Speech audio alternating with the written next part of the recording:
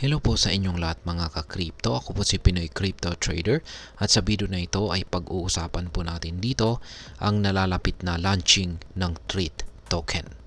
Yan, aalamin po natin kung ilang araw na lamang po ang nalalabi bago ang Shiba Inu TREAT token launch. Ano nga ba ang kahalagan nito? Bakit po pinag-uusapan ng crypto community ang token na ito? At higit po sa lahat ay paano po natin maiiwasan ang mga scam na nauugnay dito. Kaya ayan po ang siyang ating pag-uusapan sa video na ito. Pero bago po tayo magpatuloy ay nais ko lamang po munang bigyang linaw ang aking disclaimer kung saan ang nilalaman po ng video na ito ay hindi po ito isang financial advice. For education and information purposes lamang po ang layunin nito. Ayan, umpisahan po natin sa kung ano po ang TREAT token at ano po ang papel nito sa ecosystem ni Shiba Inu.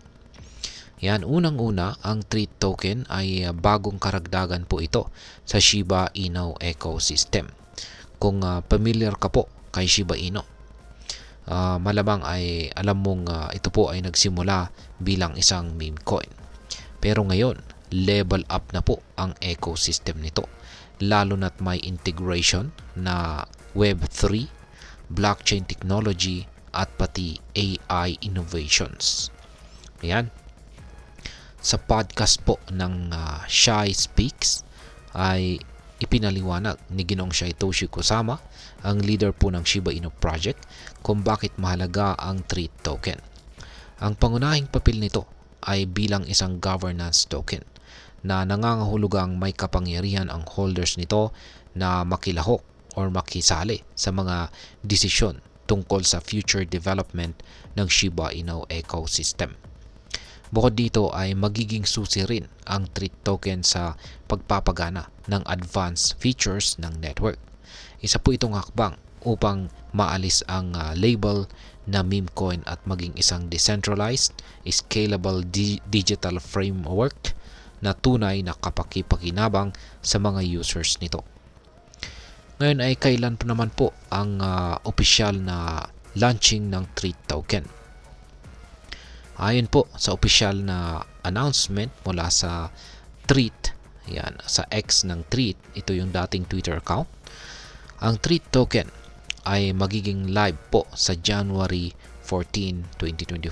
Kaya yan, ilang araw na lamang po. Sa ngayon ay ayan, 5 araw na lamang po or apat na araw na lamang po ang natitira bago po ito opisyal na ma-launch.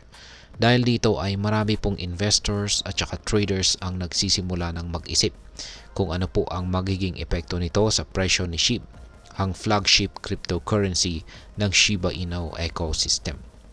Posible pong tumaas ang value ni SHIB dahil kadalasan ang ganitong mga bagong development ay nagbibigay po ng momentum para sa pag-akyat ng presyo. Kaya sa mga nagbabalak mag-invest, maganda pong pag-aralan kung paano konektado itong si SHIB at TREAT sa bawat isa. Ngayon ay paano naman po maiiwasan ang mga scam bago ang launch ng TREAT token? Ayan. Habang papalapit po ang launching ay hindi po mawawala ang mga scammers. Sa katunayan, maraming peking balita na ang kumakalat tungkol sa TREAT token. Sinasabi ng iba na halos 2 taon na raw na ito ay available. Pero ito po ay maling impormasyon. Ang Shiba Inu team sa pangunguna po ni Ginoong Kusama ay nagbigay na ng babala laban sa mga ganitong claims. Ayon sa kanila, wala pang opisyal na launch na naganap. Kaya't dapat pong maging maingat sa mga website o wallet address na nag-aalok ng peking TREAT token.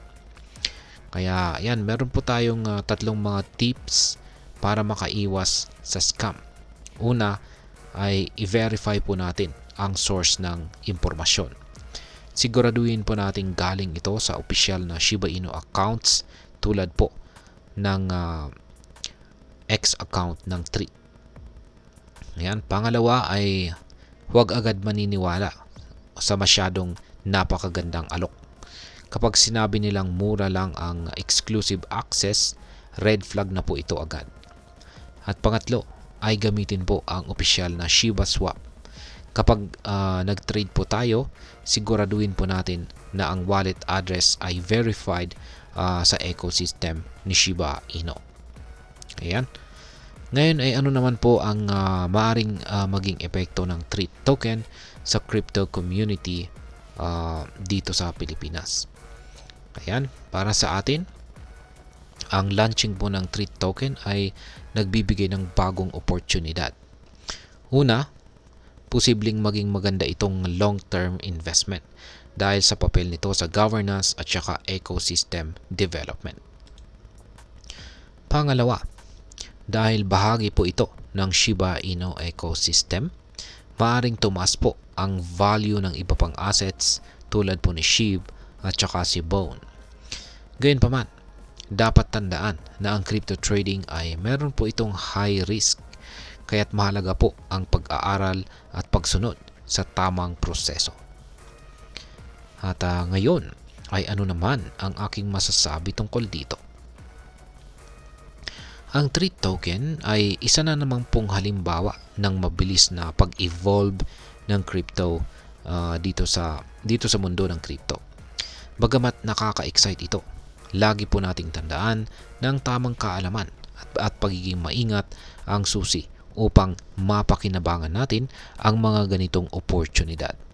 Kung ikaw po ay nagbabalak na mag-invest, maglaan po ng oras upang pag-aralan hindi lamang po ang TREAT token kundi pati na rin ang kabuuang ecosystem ni Shiba Inu. Kaya huwag pong hayaang madaig tayo ng hype. Sa halip ay gawin po nating basihan ang facts at verified na impormasyon. At ayan, hanggang dito na lamang po tayo sa video na ito mga ka-crypto. Sana po ay inyong nagustuhan ang aking paliwanag sa video na ito. Kung inyo po itong nagustuhan, pakiclick lamang po ang like button nito. Marami pong salamat sa panonood. Ingat po tayo lagi at God bless po sa ating lahat.